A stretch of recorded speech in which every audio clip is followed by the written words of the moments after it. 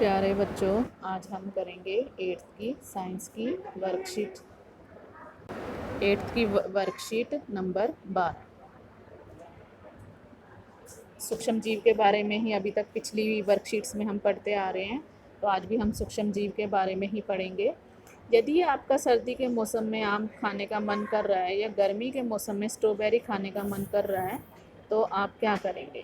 जैसा कि हम जानते हैं, सूक्ष्म जीव वातावरण में लगभग हर जगह मौजूद होते हैं।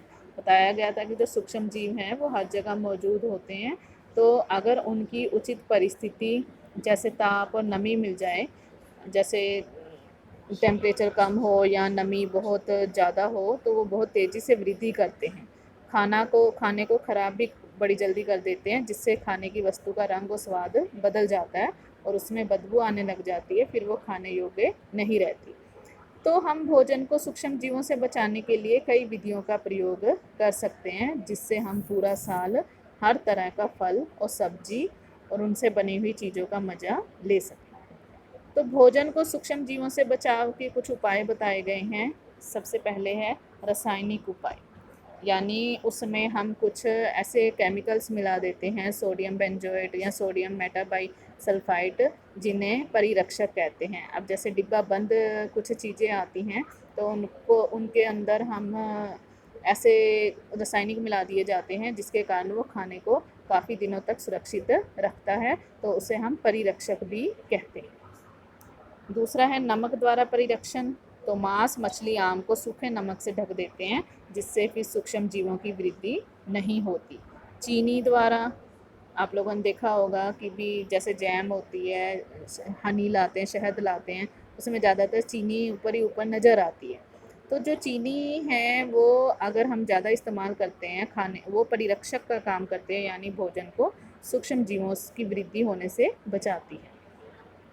अगर हम घर में अचार डालते हैं, तो अचार में भी आप लोगों ने देखा होगा थोड़ा सा तेल ज़्यादा डाला जाता है, जिससे वो ख़राब जल्दी ना हो।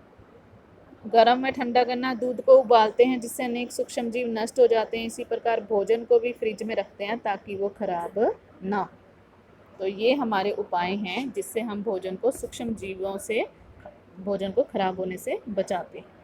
एक विधि के बारे में बताया, पाश्चुरीकरण, कि दूध को 70 डिग्री सेंटीग्रेड पर 15 से 30 सेकंड के लिए गर्म करते हैं और फिर एकाएक ठंडा कर देते हैं। फिर उसको थैलियों में भर लेते हैं। ऐसा करने से सूक्ष्म जीव की वृद्धि रुक जाती है और इसे पाश्चुरीकरण कहते हैं। तो इस पाश्चुरीकरण विधि की खोज सबसे पहले लुई पाश्चर नामक वैज्ञानिक ने की थी। वैसे तो हम पाश्चुरीकरण जो दूध है उसको बिना उबाले, कई लोग आप लोगों ने देखा होगा थैलियों वाले दूध को ऐसे ही खोल के उसी टाइम खड़े खड़े पी लेते हैं, तो हम दूध को बिना उबाले भी इस्तेमाल कर सकते हैं। भंडारण एवं पैकिंग, मेवे तथा सब्जियों को वायुरोधी सील किए गए पैकेट में रखा जाता है, जिससे सूक्ष्म जीवों से सुरक्षा होती है। तो इसी वर्कशीट से संबंधित नीचे क्वेश्चन दिए हुए हैं, जिनके आंसर आप लोगों ने अपनी नोटबुक में करने हैं। तो फर्स्ट है, किन्हीं दो रासायनिक परिरक्षक के नाम बताइए। तो आप इनके नाम लिखेंगे, सोडियम बेंजोएट और सोडियम मेटाबाइसल्फाइड। खाद्य परिरक्षण के 4 तरीके, तो 4 तरीके आप लिख सकते हैं, नमक द्वारा, चीनी द्वारा, तेल एवं सिरके द्वारा और गर्म एवं ठंडा करना। अचार में अधिक तेल व नमक क्यों डाला जाता है? तो अचार जो है वो परिरक्षक का काम करता है, सूक्ष्म जीवों की वृद्धि होने से बचाता है, इसलिए अचार में अधिक तेल व नमक डाला जाता है। आम से बनने वाली किन्हीं 4 चीज़ों के नाम बताओ जिनका हम परिरक्षण कर सकते हैं। तो आम से बनने वाली 4 चीज़ें कौन सी होगी? आम जेली हो गई, आम का मुरब्बा हो गया, आम का अचार हो गया। तो इसमें हम, अगर हम चीनी का इस्तेमाल करते हैं या आम के अचार में तेल का इस्तेमाल करते हैं, तो इससे हम उसको परिरक्षण उसका कर सकते हैं, सूक्ष्म जीवों की वृद्धि ताकि ना हो। तो बच्चे, आपको वीडियो अच्छी लगी हो या समझ आ गई हो तो वीडियो को लाइक करना, सब्सक्राइब करना।